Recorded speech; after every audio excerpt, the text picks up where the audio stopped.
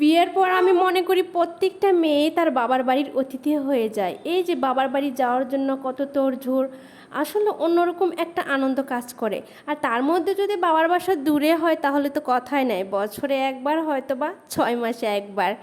তো তার মধ্যে হাজব্যান্ড জব করে, ছুটি পায় না, যখনই যাই হাজব্যান্ডকে নিয়ে যাই।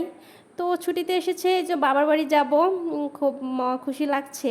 তো ওই যে রান্না টান্না করে খাওয়া দাওয়া করে হাজব্যান্ড মিষ্টি নিয়ে এসেছে, এটা কিন্তু রাজবাড়ির মিষ্টি।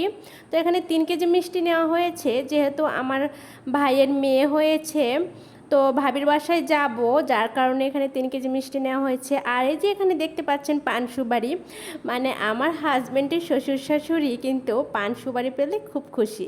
আর যে যেটা খায় তাকে আমি মনে করি সেটা দিলেই সে খুশি হয়।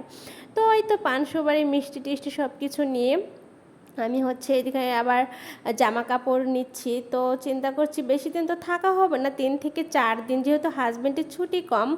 তো তারপরও মনে হচ্ছিল কোনটা রেখে কোনটা নেব, একদিন শাড়ি পরবো একদিন 3 পিস পরবো। এটা আসলে জামা কাপড় আমরা যত নেই আসলে তত কিন্তু পরা হয় না, তারপরে মন ভরে না। আসলে ঠিসে ঠিসে ব্যাগ ঠিসে ঠিসে এত যে জামা কাপড় নেই।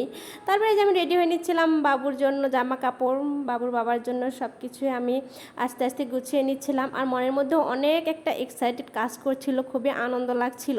দীর্ঘ 6 মাস পর আমি কিন্তু বাবার বাসায় যাইতেছি।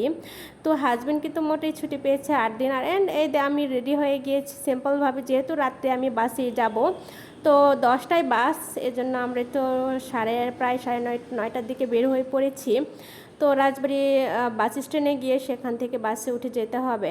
তো এই যে আমার ছেলে আর তার বাবা, তারপরে যে বাসের কাউন্টারে গেল যে জানতে যে কয়টায় বাস আসবে। আর এই যে ব্যাগ ট্যাগ দেখতে পাচ্ছেন। তো এই তো আমি আমার ছেলেকে নিয়ে একটু ভিডিও করছিলাম যে আপু দেখো টাকা দাও। তো অনেক দিন পর বাবার বাড়ির সাথে যাব। তো রাত্রে গেলে কিন্তু ভালো হয়, আর ট্রেনও আছে, ট্রেনে গেলে প্রায় সময়টা বেশি লাগে। আর যার কারণে রাত্রে বাসে করে গেলে কিন্তু প্রায় 5 থেকে 6 ঘন্টার মধ্যে আমি চলে যেতে পারি। অ্যান্ড এই তো বাসে উঠে, বাস কিন্তু মাঝপথে এখানে ব্রেক দিয়েছিল, বিরতি দিয়েছিল। আর ছেলেকে নিয়ে ছেলের বাবা এই যে নিচে নেমে ঘুরছে, আমি কিন্তু বাস থেকে নামি নাই। আসলে কোথাও জার্নি করতে গেলে আসলে আমার নামতে ইচ্ছে করে না, আমি বাস থেকে ভিডিও করছিলাম।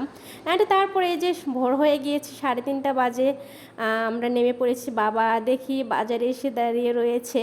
তো বাবা আর আমার এই একটু পর আমার ছোটো ভাই আসলে ব্যাগ নিয়ে যাচ্ছে। তো একদম রাত, মানে ভোর হয়ে গিয়েছে রাতের পরে। তো একদম চারিদিকে অন্ধকার। তারপরে দেখতে পাচ্ছি যে আমার বাবার কোলে আমার ছেলে চলে গিয়েছে, সে নানু কাছে।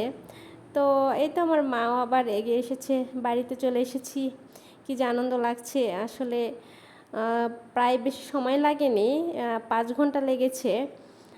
বাসে করে আসলে খুবই ভালো লাগে। অ্যান্ড এসে দেখতে পাচ্ছি আমাদের জন্য মজার মজার খাবার রান্না করেছে, যেটা আমরা পছন্দ করি। আমি যে আলু ভাজি, বেগুন ভাজি, গরুর মাংস সবটাই পছন্দ করা হয়েছে। তো খাওয়া দাওয়া করে ঘুম দেবো। অ্যান্ড কী কী করলাম লাস্ট ব্লগে থাকবে ইনশাল্লাহ। তো সবাই ভালো থাকবে।